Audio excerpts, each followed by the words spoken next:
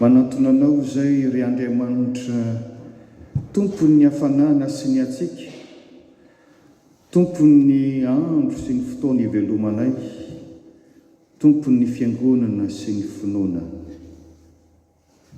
Mitenena mampahereza, miaino anao izay amin'ny anaran'i Jesosy Kristy zanakao.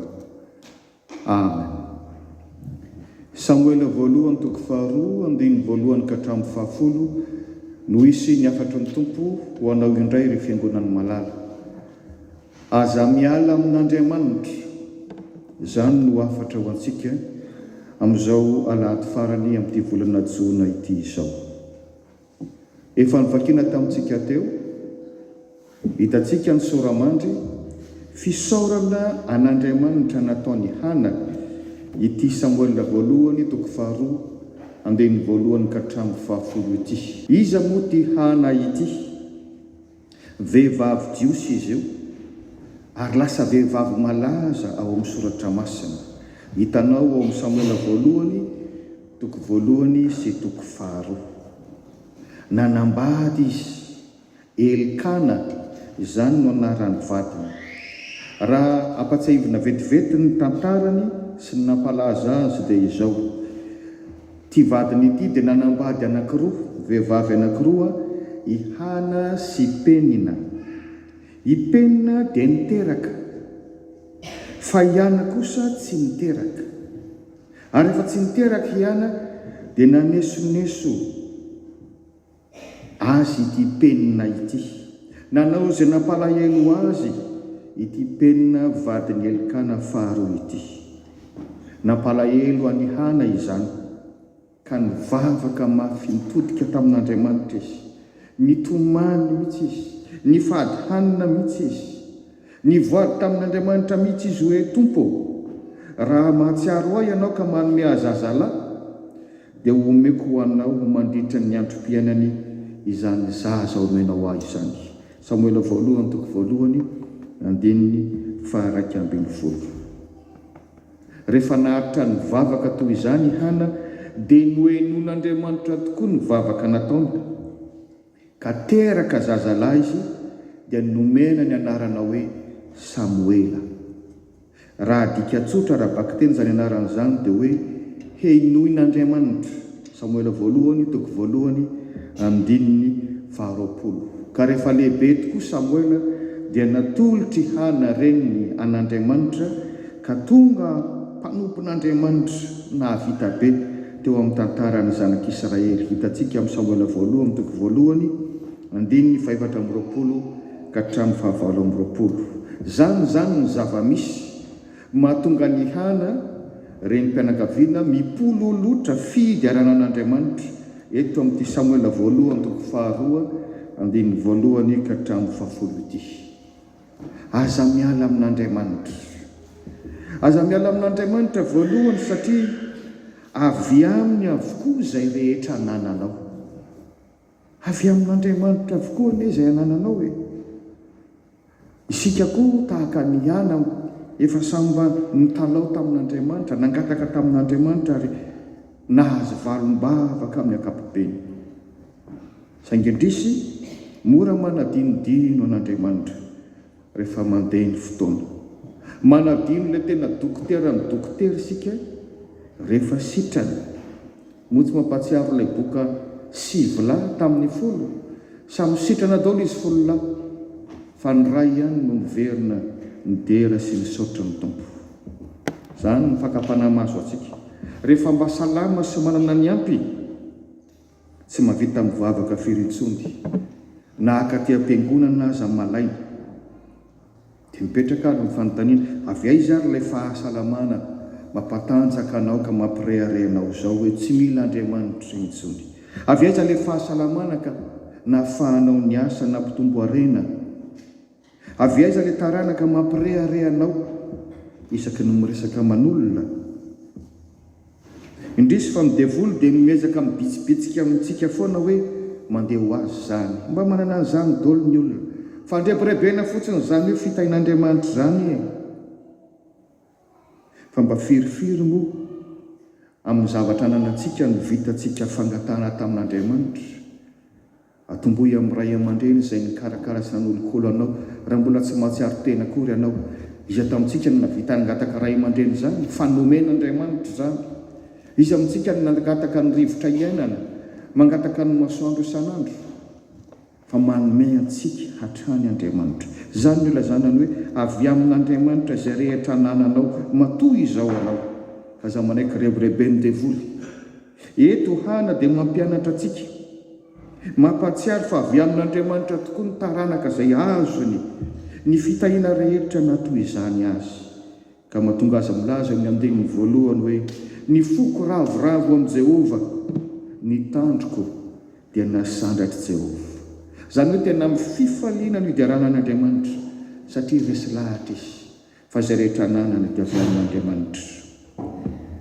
ianao koa aza manao hoe hivavaka sao bediny dada sy neny na hoe hivavaka fa mandeha ny avako mandeha ny namako fa ataovy tsapanao ataovy mba resy lahatra anao hoe tena izay rehetra nanako avy amin'Andriamanitra fitahian'Andriamanitra izany no matoy izao araka nabaram-polatra fahasoavan'Andriamanitra angatao amin'Andriamanitra zany fa omeny anao andramo dia ho hitanao ny fahatsaran'Andriamanitra eo amin'ny fiainanao inona no afatra faharoa aza miala amin'Andriamanitra fa mahay manarina ny disy fanantenana izy mahay manarina ny disy fanantenana izy ny olona tokoa mety mivadika mety mandisy fanantenana na ray aman-dreninao azy misy ray aman-dreny mavita mivarotra zanaka sa tsy misy zany misy ray aman-dreny mavita manary zanaka na ny vadinao azy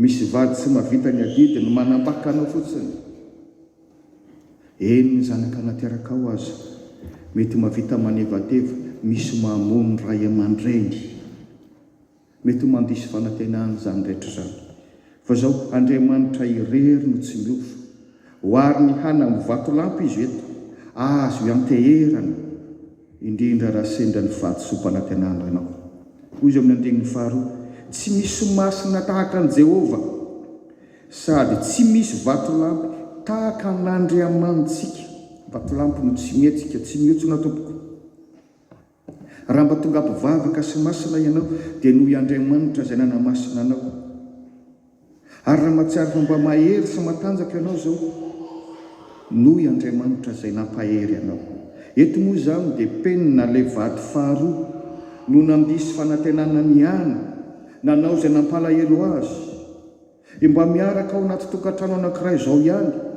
na tena no namana kanjo lasa manevateva sy mandatsalatsa indrisy mampalahelo rehefa tonga amin'izany tokoa le ankohonanao ao tokantranonao ihany manao an'izany aminao olona miara-mipetraka aminao no mampitondra faisananao mandisy fanantenana ve misy mandisy fanantenana ve ao an-tranonao ao aza mora mamoy fo raha mbola manana finoanan'Andriamanitra asa kivokivo raha mbola afaka mitaraina amin'Andriamanitra tahaka ny ataony hana ampetrao amin'ny Andriamanitra ilay tsy mivadika ny atinao avelao izy asa makasaina aminy amin'izay tokony ho anjaranao fa hanampy anao tahaka ny nanampiny any hana koa izy afatra fahatelo aza miala amin'Andriamanitra fa mahay manandratra ny manetry teny izy mahay manandratra ny manetry teny izy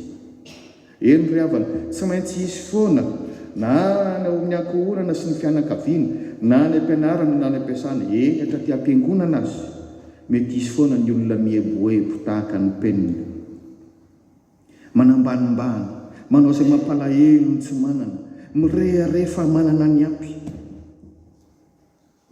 nanao an'izany tamin'ny hana ipenina kanjo navadika Andriamanitra ny rasa lasa hiana indray no ambony sy no ajaina no ipenina zao voarakitra amin'ny soratra masina zao tsy mpaminany hana nefa navelana moka faminaniana ny amin'ny Mesia hitatsika ao amin'ny andininy 10 zany lasa modely amin'ny finoana sy ny fanaitretena le latsalatsaina tsy niteraka teo no niteraka ny Samoela ary tadifa Samoela no mpamina ny lehibe indrindra tamin'ny fotoanany mpitsara izy no mpisorona marina amin'ny fanomponan'Andriamanitra, izy ilay mpamina nasain'Andriamanitra nanendry ny mpanjaka voalohany teo amin'ny zanak'Israely dia Saoly sy Davida izany.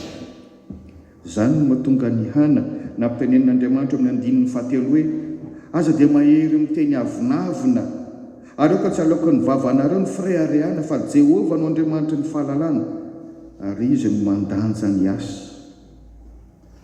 Halaviro ny avinavo-po, halaviro ny fieboebona fa tsy toe-tsaina kristianina izany. Ao anatin'ny ray ny mpimasony dia hain'Andriamanitra ny mampitsongolika ny tantaranao hoe. Ary izany no voalaza amin'ny andininy fahaenina, Jehovah no mahafaty sy mahavelona, mampiditra ny amin'ny fiainatsika izy sady mampiakatra indray. Firofiry tokoa moa ireo olo malaza, rehefa tena tonga amin'ny tampony laza sy ny arena, nefa ankehitriny toa lasa mahantra sy mijaly, ankehitriny efa tsy salama saina. Aleo tsy hanonona anarana fa samy mahita an'izany ao anatin'ny tambajotra isika. Koa ialao ny teny anavina sy ny fiebebona fa mandalo isika eto. Andriamanitra tsy azo vazivazina, tsotra ny afatra, aza miala amin'Andriamanitra fa izy no mampietry sy manandatra. Ka tsika eo ny andininy fafito izany. Farany, aza miala amin'Andriamanitra fa mitondra sy mitsara antsika araka ny fahamarinana izy. Manoloana ny fireharehan'ny ratsy fanahy, ny ady samihafa, ny fijaliany ny marina, indraindray tsika manontany tena hoe mbola misy ve Andriamanitra? Tena mbola manan-kery ve izy?